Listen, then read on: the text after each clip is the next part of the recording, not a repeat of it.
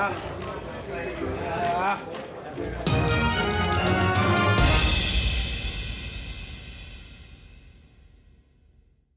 Desert Storm Bradley says that Canelo, he doesn't think he would fight Artur Beterbiev even if he beats Kovalev.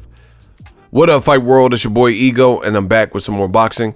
Make sure you smash the like button. Also, subscribe to the channel for the latest and greatest in boxing. If you want to become part of the gang, notification gang, please hit the bell icon. Shout out to the Super Chats, channel donations, the Venmo donations, and the Patreon family. We working. Sign up for ESPN Plus using my link. A lot of new content always being updated. UFC pay-per-view, UFC 244, Nate Diaz, Jorge Masvidal. It's going to be a banger of a fight, and you can also purchase that using my link. Let's get it. I'm an affiliate, helps the channel.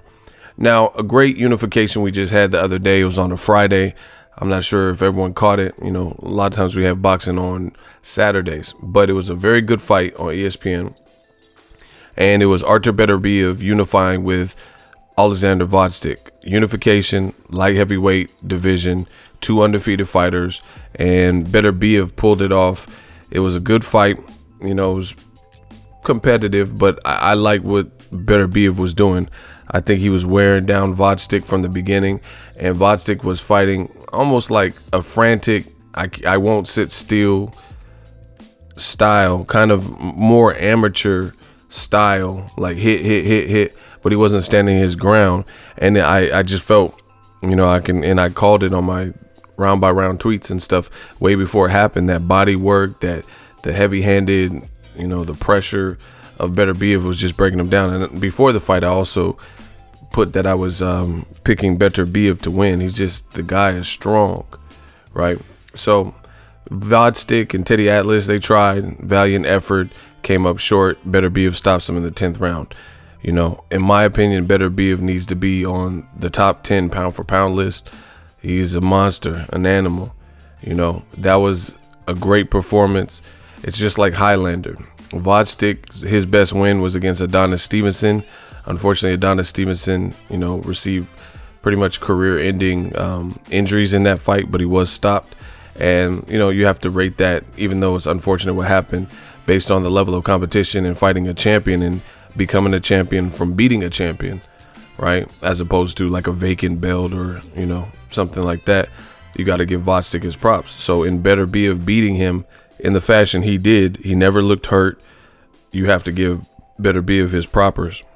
And, you know, he looks like since Andre Ward is retired, it's looking like Beterbiev is the man to me. You know, there's other great fighters. You got Kovalev, who has a lot of seasoning, about to fight Canelo, and you have Bevo. But to me, based on recent performances and freshness and stuff, I'm rocking with Beterbiev as the guy, the man in the division. Now, that being said, in 2 weeks' time, Canelo Alvarez is trying to become a champion in the 4th division. You know, that to me, there's an asterisk by it because his 3rd division was against Rocky Fielding, and it was a secondary belt. Rocky Fielding had fought Caleb Smith and got stopped in the 1st round. Caleb Smith is the true champion with that, you know, the regular version, the super version of that particular belt. So, you know, I don't even really consider Canelo a true 3-division champ unless he fights and beats Caleb Smith, who's the true proper champ. You know, or one of the other guys like David Benavidez just reclaimed his WBC title off of Anthony Durrell. But needless to say, Tim Bradley was one of the, you know, he's one of the ESPN commentators, and post Beterbiev fight, he made statements. You can find the videos floating around. You know, reporters were speaking with him, and they said, hey, Canelo's moving up to his division. What about the Kovalev fight? And he basically said, and I'm going to paraphrase, he says, Kovalev, yeah, Canelo's fighting him. He's going to take that type of risk because at this moment, Kovalev's good, but he's still kind of watered down right now. Like, basically, he's seen better days. Andre Ward beat him twice. You know, he got stopped by Eliter Alvarez. He's 37. You know, so he's kind of watered down. He's not necessarily the crusher. This, despite all the Canelo Man fans, is exactly what I've told people. You have Tim Bradley saying it. You have myself. I was the first to say it.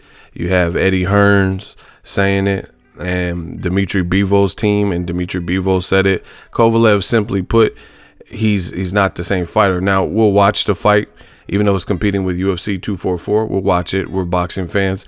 Canelo's, a big star. And, it's a fight. So maybe Kovalev can pull a rabbit out the hat, but it's not looking good, especially since it's Canelo, because you have to forcefully beat Canelo, punish him, make it look like where there's, where the judge would be reprimanded if they gave the fight, because Canelo's had so many scorecards that heavily favored him and didn't really indicate what we've seen. Like most notably his fight with Triple G, Edeslandi Lara, Levi Martinez's scorecard there, fighting Floyd Mayweather, and allegedly one judge, CJ Ross, who was forced to retire after that, seen it as a draw, even though Canelo got whooped every round, whatever. You know what I'm saying? So it's just not, to me, it's not looking good for Kovalev, and I don't think it's going to be the type of fight that people expect. I think Canelo's smaller. He's a smaller guy coming up, but he's not as small as people think. He's faster. He has faster hands. Kovalev has no inside fight game. Kovalev, he's already bit down in the Anthony Yarde fight, his very last fight, almost got stopped there. He tried with the Ward first fight, had to bite down when Ward was, exposing his flaws and vulnerabilities to the body. Then he rematched Ward and got stopped. That was a grueling fight. Then Eliter Alvarez stopped him. So to me, it's not looking good. But one thing Tim Bradley said that I also agree with, and I don't always agree with Tim Bradley, but if someone says something that resonates with me, then, I will give them credit, or I'll let you know I agree with it. Tim Bradley made a statement that he's like, nah. He said he's fighting Kovalev basically because he's watered down, which is what I said. And he can understand him taking that risk because of where Kovalev's at in his career, basically past it. The same thing people complained about a black fighter, Floyd Mayweather. They said, oh, he waits till people gets old and they're past their prime and, no longer looking the same, and that's when he fights them, which we know is bullshit. But when it comes to Canelo, who's younger than Floyd Mayweather, like Mayweather was, he's older than Pacquiao, but they said that people said that Mayweather waited for Pacquiao to get old. But Canelo's sitting up here, like 8 years younger, maybe 8 to 10 years younger than Kovalev, and people don't say anything. But anyway, Tim Bradley basically said, I can understand him taking the risk with Kovalev, but against Artur Beterbiev, hell nah, he's not going to do that. I don't see that. I don't see him trying to mix it up with Artur Beterbiev, right? He said Artur Beterbiev, that's a different, we talking about something different. That dude's an animal. You see what he just did in that unification with Vostick? He's a beast. He said, Canelo, I don't think Canelo wants that. That's pain. Shout out to Bradley. I agree with him. And I tweeted this immediately after the Vostick fight.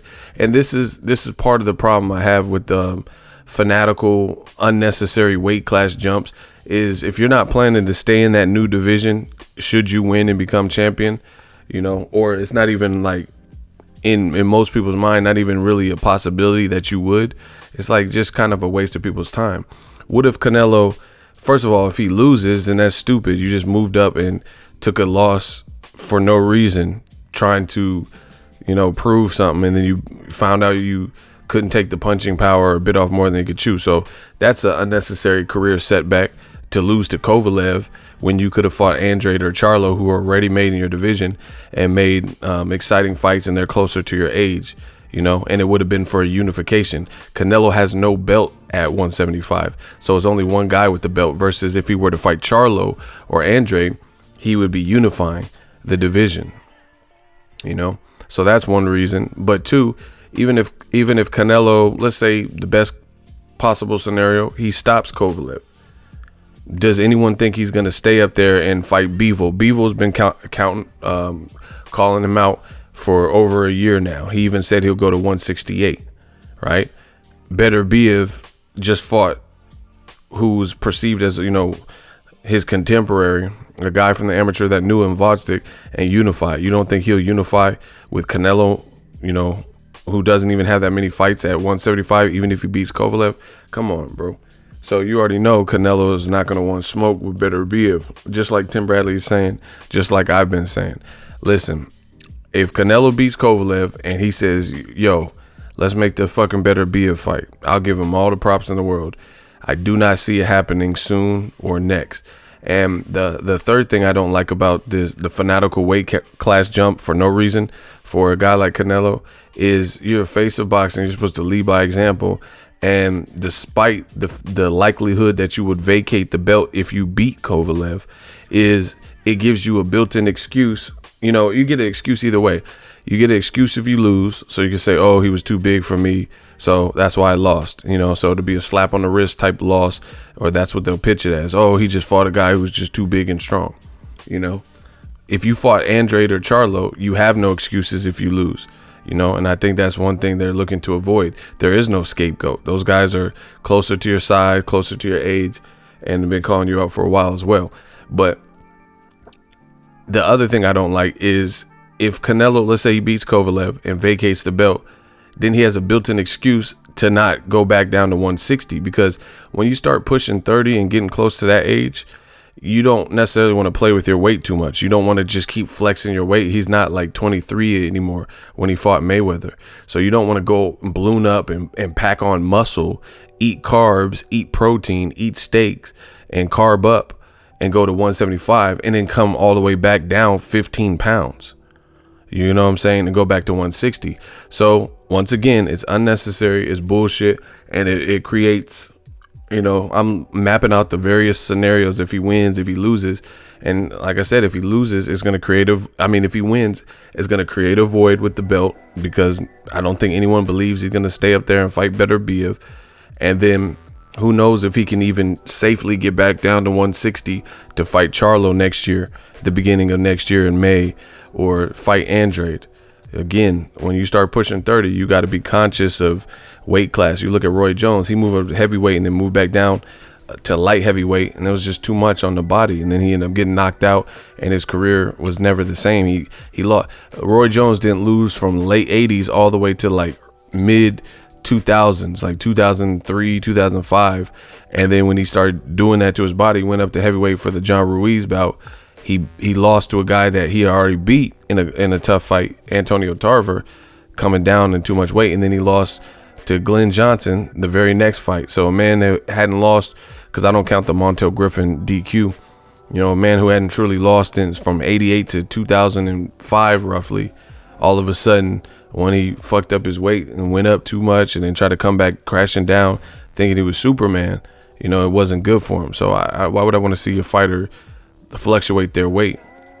You know, even like guys like Christian Bale, an actor, he's not taking punches to the face, but the doctors and experts told him, you gotta chill, bro. You lost all this weight for the machinist role, and then right after you're playing Batman, so you try to bulk up. You gotta be cautious both ways. You know, you're dehydrating your body and not eating, and then all of a sudden you're trying to eat too much to bulk up to play Bruce Wayne, you know, or you're at this 191 and then you're cutting down to 153 or whatever he weighed.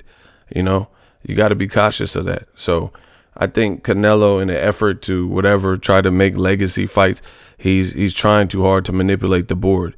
He don't want to fight Andre, don't want to fight Charlo, don't want to fight Triple G. You know, Billy Joe Saunders, he hasn't fought him in this time, and then now he's going to 175. It's just like an unnecessary risk. And like I said, even if he beats Kovalev, he's going to be a champion. And I agree with Tim Bradley. I don't think he's going to stay up and want work with Artur Beterbiev. So the ball's in his court. We obviously have to see what happens November 2nd. Let me know what you guys think. I definitely don't think Kovalev, even if he loses and Canelo gets the belt, I don't see him unifying right next with Artur Beterbiev the way he looks. That man looked kind of scary.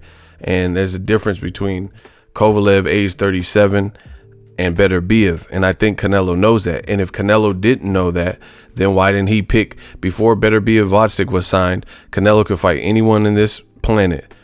You know, he could fight anyone because he's the showstopper and, you know, he's the A-side and all that.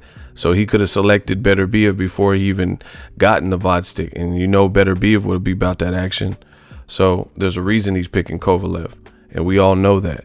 Drop your thoughts in the comment section. We working. So if you enjoyed this video and want more content like this on the channel, you can show your appreciation by going to the PayPal donate button or the YouTube support button, and you can donate any amount that you feel is equivalent to the value of this video. Much more to come. Thank you guys for your support. Boxing Ego. the future of boxing.